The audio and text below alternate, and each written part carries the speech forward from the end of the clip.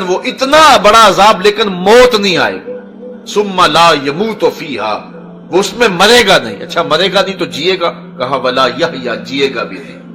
اس لیے کہ وہ جینا ہوگا کہ آگے بھی آگ، پیچھے بھی آگ، دائیں بھی آگ اور بائیں بھی آگ، اوپر بھی آگ اور نیچے بھی آگ، اور وہ جلس رہا ہوگا، نزع کا عالم طاری ہوگا، بدن ٹوٹ رہا ہوگا، ہڈیاں جل رہی ہوں گی، لیکن اس کے باوجود موت نہیں آئے گی.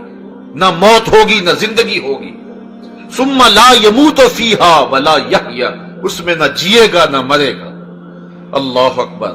قد افلح من تزکا، یہ تو اس بدبخت کی کہانی ہے جس نے رسول کی دعوت کو قبول نہ کیا، جس نے قرآن کی باتوں کو نہ مانا.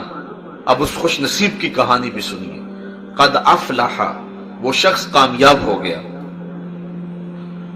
من تزکا، جس نے اپنے باطن کا تزکیہ کر لیا، اپنے اندر کے گند صاف کر لیا، اپنے اندر کی پاکیزگی کا سامان کر لیا. وَذَكَرَ اسْمَ رَبِّهِ، اور اپنے رب کا وظیفہ پڑھا، اپنے رب کے نام کی تسبیح بولی، اپنے رب کے نام کا ذکر کیا. فَصَلَّى، اور نماز پڑھی. یہ کامیابی کا راستہ ہے جو رب بتا رہا ہے. کون کامیاب ہے؟ قد افلح من تزکا، کامیاب وہ ہے جس نے اپنے آپ کو ستھرا کیا، اپنے اندر کی غلاظتیں، اپنے اندر کے گند اور اپنے اندر جو شر پھیلی ہوئی ہے اس کو نکال دیا.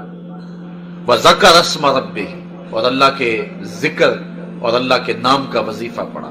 چونکہ گند نکلے گے ہی تب جب اللہ کے نام کا وظیفہ پڑھے گا. حضور علیہ السلام نے ارشاد فرمایا ہر شے کا زنگ دور کرنے کے لیے کچھ نہ کچھ بنایا گیا. وَسِقَالَةُ الْقُلُوبِ ذِكْرُ اللَّهِ، اور دلوں کا زنگ دور کرنے والا جو چیز ہے وہ اللہ کا ذکر ہے. ذکر کرو گے دل کے زنگ اتر جائیں گے اور دل پاکیزہ تر ہوتا چلا جائے گا.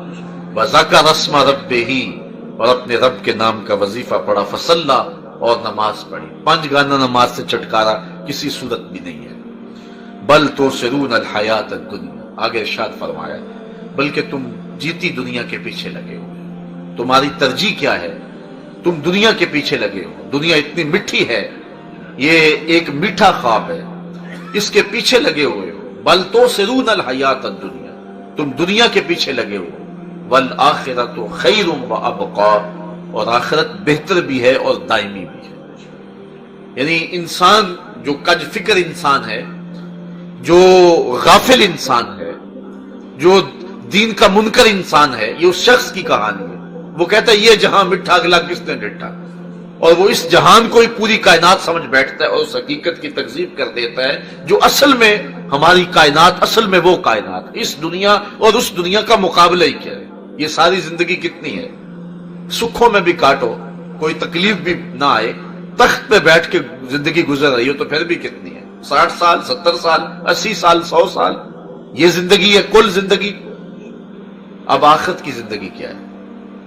آخرت کی زندگی کا پہلا دن جو ہے یوم حشر، وہ 50,000 سال کا ہے. 50 سال کا نہیں، 100 سال کا نہیں، 50,000 سال کا ایک دن. اور یہ ساری زندگی 50-60 سال کی. اس شخص سے بڑا احمق کوئی ہو سکتا ہے کہ جو اس زندگی کے لیے اس زندگی کو برباد کر دیتا. یہ ساری زندگی 50-60 سال کی، اگر وہ بھی دکھوں بھری، مصائب آلام سے اٹی ہوئی زندگی. چلو لگا لے کہ بڑا سکھ ہے، آپ تخت پہ بیٹھ کے زندگی گزار رہے ہیں، لیکن پھر بھی 50 سال اور 60 سال اور وہ زندگی، اس کا ایک دن 50,000 سال کا ایک دن. ترازو کے ایک پلڑے پہ رکھ کے دیکھیں اس زندگی کو، اس زندگی کو، اس کے ایک دن کے مقابلے کے اندر اس کی حیثیت نہیں ہے. باقی وہ ایسی زندگی ہے جو نہ ختم ہونے والی ہے. یہ تو دکھوں میں بھی گزر گی تو گزر ہی جائے گی نا. وہ میر تقی میر نے کہا تھا وہ ریشم و کم خواب میں سرمست ہے تو کیا ہوا، رات اس کی بھی کٹ گئی جو کہ اور تھا. دکھوں سے اٹا ہوا تھا، بیماریوں کا ستایا ہوا تھا، مظالم سے پسا ہوا تھا، کوئی پرسان حال نہیں تھا، کوئی مرتے ہوئے کو پانی بھی دینے والا نہیں تھا. یخ بستہ ریت پر زخموں سے چور سرد رات میں پڑا رہا. بالآخر صبح تو ہوگی نا، یہ تو کٹ ہی جائے گی نا رات، اگر یہ رات ہے. لیکن وہ رات اگر پڑ گئی تو اس کا تو اختتام ہی نہیں ہے. موت کو بھی موت آ جائے گی. حضور نے فرمایا اگر کوئی خوشی سے مر سکتا ہوتا، موت کو موت نہ آ گئی ہوتی تو یہ جنتی مر جاتے، اور اگر کوئی غم سے مر سکتا ہوتا، موت کو موت نہ آ گئی ہوتی تو یہ جہنمی غم سے مر جاتے. اتنا دکھ ہوگا کہ اب موت بھی نہیں ہے. یہ دکھ، یہ تکلیف، یہ آلام، یہ جو ہے وہ مائے جو ہے وہ سدید، یہ زخموں کا پانی اور یہ کھولتے ہوئے آگ کے انگارے، اور پھر موت بھی نہیں ہے. ثم لا يموت فیہا، اس میں بندہ مرے گا نہیں، ولا یحیا، اور جیے گا بھی نہیں. تو اللہ تعالیٰ شاہ فرماتا ہے تم دنیا کی زندگی کو ترجیح دے رہے ہو جو بہت تھوڑی ہے. والآخرۃ خیر وابقیٰ، آخرت بہتر بھی ہے اور آخرت دائمی بھی ہے. یعنی دنیا کے مقابلے کے اندر جو آخرت کی حیثیت ہے، اگر اس کو رکھیں تو دنیا کچھ بھی، دنیا کا پلے بچتا ہی کچھ نہیں ہے. تو اس سے بڑا احمق کیا ہوگا جو اس دنیا میں جو ہے وہ آخرت کو برباد کر دیتا ہے اور آخرت کو نہیں بچاتا. ہم سائیکل 2 انچ دبا کر سمجھتا ہے کہ میں نے بڑا پہاڑ گرا لیا ہے، اس نے تو اپنا سب کچھ برباد کر لیا، اپنی آخرت کا سودا کر لیا اور انتہائی سستے داموں جو ہے وہ آخرت کو برباد کر لیا. اور ہم اس دنیا کو سب کچھ سمجھ بیٹھے ہیں. کہا بل توثرون الحیات الدنیا والآخرۃ خیر وابقیٰ. یہ کوئی کہانی نہیں، یہ قرآن ہے. کہا کہ مت مغالطے میں رہ جانا اور ساری زندگی برباد نہ کر دینا. یہ تھوڑے سے لمحے اللہ نے ہمیں دیے ہیں، ان لمحوں کو ضائع نہ کرنا. یہ دنیا کے اوپر جتنا رہنا ہے اس حساب سے یہاں انتظام کریں. اصل زندگی ہماری آخرت کی زندگی ہے اور رب ہمیں اس زندگی کی طرف بلا رہا ہے.